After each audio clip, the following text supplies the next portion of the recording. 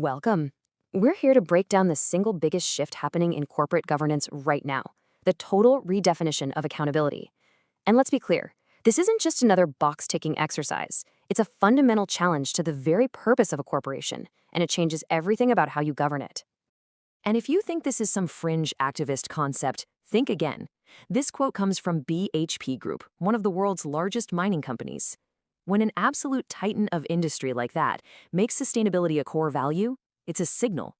It's a profound shift in the corporate mandate that no board can afford to ignore. So here's our game plan. First, we'll dig into why this is happening, what we're calling the expanding mandate. Then we'll tackle that classic debate, shareholder versus stakeholder. From there, we'll get really practical and look at the new rules of accountability, why the old balance sheet just doesn't cut it anymore, and finally, make the strategic case for why this is actually good for business. Okay, let's jump right into the heart of the matter. This whole conversation really boils down to one simple, undeniable fact. What people expect from companies has changed, and corporate accountability has no choice but to catch up.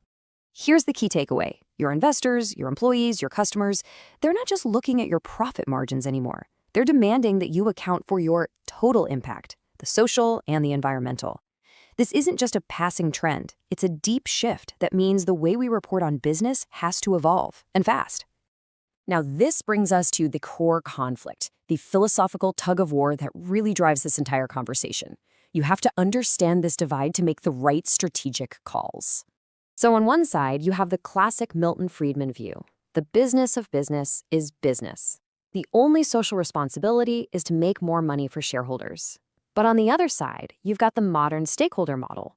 This says your responsibility is much broader. It extends to everyone your business touches, from your suppliers to the communities you operate in. Navigating this tension is now a central part of leadership. Let me put it another way. Think of a corporate manager as a ship's captain. In Friedman's world, the captain is judged on one thing, how fast the ship reaches its destination. That's profit. But in the stakeholder world, well, the captain is also judged on the health of the crew, the condition of the ship, and whether they left a trail of pollution in the ocean behind them. The very definition of a successful journey has expanded. Okay, so that's the philosophy. But how does this all translate into practice? Let's look at what this new, broader accountability actually looks like and what gets measured. At its heart, corporate accountability is a two-part deal. It's not enough to just do the right thing. It's about having the duty to act combined with the absolute responsibility to report on what you did and what happened as a result. So let's break that down even further.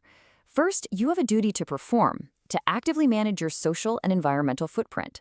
And second, you have a duty to disclose. You have to give a clear, honest report of that performance. You simply can't have one without the other anymore. So, what does this actually look like on the social side? We're talking about looking way beyond your own four walls. It's everything from community projects to, and this is crucial, the health, safety, and well-being of people deep inside your supply chain. Your accountability no longer ends at your factory gate. And on the environmental side, the demands are just as specific. Vague promises about being green are over. Stakeholders want cold, hard data. They want quantifiable metrics on your greenhouse gas emissions, your water usage, your waste, the entire operational footprint. You know, when you see an image like this, all those abstract concepts we've been talking about become incredibly real. Suddenly, the question of accountability for the land, the water, and the people nearby isn't theoretical at all. It's right there, written on the landscape. So you might be wondering, why the need for all these new kinds of reports? Well, the simple answer is that our old tools just aren't up to the job anymore. Traditional financial accounting has a massive and increasingly dangerous blind spot. The simple truth is, a profit and loss statement was never built to tell the whole story. A company can post record profits while, at the same time, create enormous environmental damage, a huge cost that never shows up on the balance sheet. These new reporting methods are here to fill that critical gap. All right, for this last section, I really want to reframe this.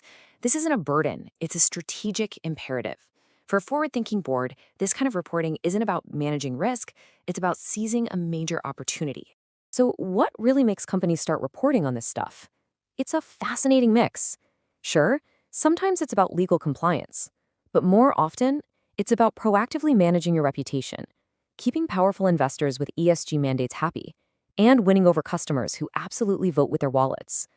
At the end of the day, this builds a more resilient, trusted business, which is the most reliable path to creating long-term shareholder value.